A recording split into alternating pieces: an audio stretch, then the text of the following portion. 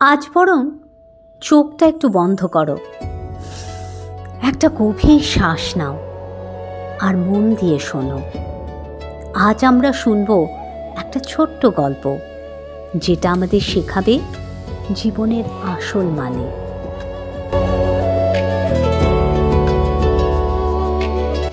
অনেক অনেক বছর আগে জাপান দেশে থাকতো একজন তরুণ সামুরাই। তার নাম ছিল ইয়োশিমোতো। সে প্রতিদিন তলোয়ার চালানোর অনুশীলন করত, পড়াশুনো করত, নিজের দায়িত্ব পালন করত। কিন্তু তার মনের ভেতর ছিল একটা প্রশ্ন।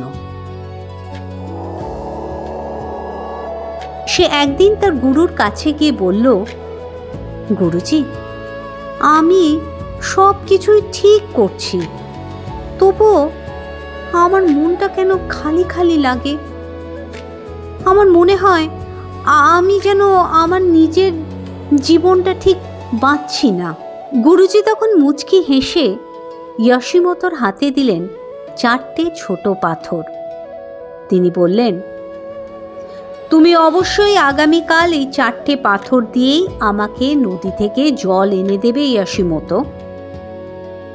পরদিন গুরুর কথা মতো ইয়োশিমোতো অনেক চেষ্টা করল, পাথরের ওপর জল তুলল, অমনি সেই জল গেল পড়ে। পাথর দিয়ে আবার জল তুলতে গেল, কিন্তু জল সে তো পাথরের ওপর থাকে না, সে গড়িয়ে পড়ে গেল। শেষে অনেক চেষ্টা করে ভিজে আর ক্লান্ত হয়ে সে ফিরে এলো গুরুর কাছে। সে বলল, গুরুজি, আমি আপনার কথা রাখতে পারিনি। এই পাথর তো জল ধরার জন্য নয়। গুরু তখন বললেন, ঠিক তাই ইয়োশিমোতো।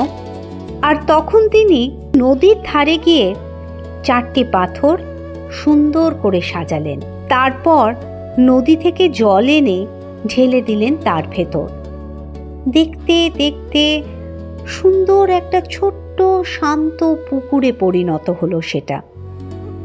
গুরু তখন বললেন, যখন প্রতিটা জিনিস তার নিজের কাজে ব্যবহৃত হয় আর একসাথে কাজ করে, তখনই তো বড় কাজ সম্ভব হয় ইয়োশিমোতো। এটাই হলো ইকিগাই। ইকিগাই শব্দটার সাথে আপনারা হয়তো অনেকেই পরিচিত, কিন্তু এর আসল মানেটা জানেন কি? ইকিগাই মানে হলো তোমার জীবনের কারণ। কেন তুমি প্রতিদিন ওঠো, কেন তুমি চেষ্টা করো? ইকিগাই শেখায় নিজের মতন করে বাঁচতে আর পৃথিবীর জন্য কিছু ভালো করতে। ইকিগাইয়ে বলা আছে 4টি পথের কথা। প্রথম, তুমি যেটা ভালো পারো। দ্বিতীয়, তুমি যেটা ভালোবাসো। তৃতীয়, পৃথিবীর যেটা দরকার।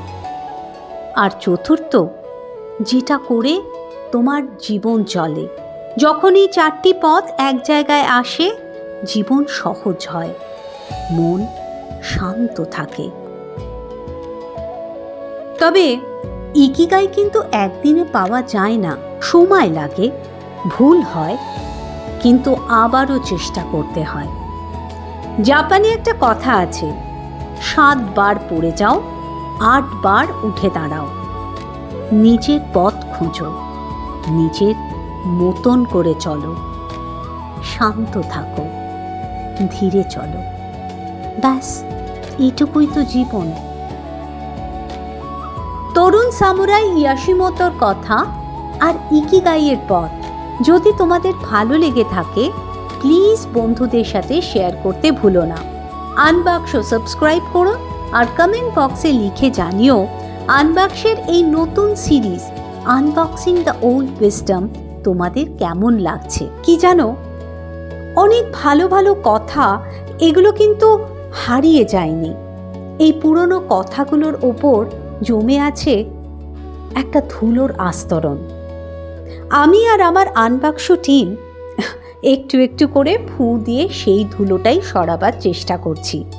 কেমন লাগছে আমাদের প্রয়াস, প্লিজ আমাদেরকে জানিও। আর যাবার আগে বলি, প্রত্যেক শুক্রবার আনবাক্স রাত্রি 9:30টায় আপলোড হচ্ছে। দেখতে ভুলো না, বেল আইকনটা প্রেস করতে ভুলো না। তাহলে আজ আসি, ভালো থেকো সবাই।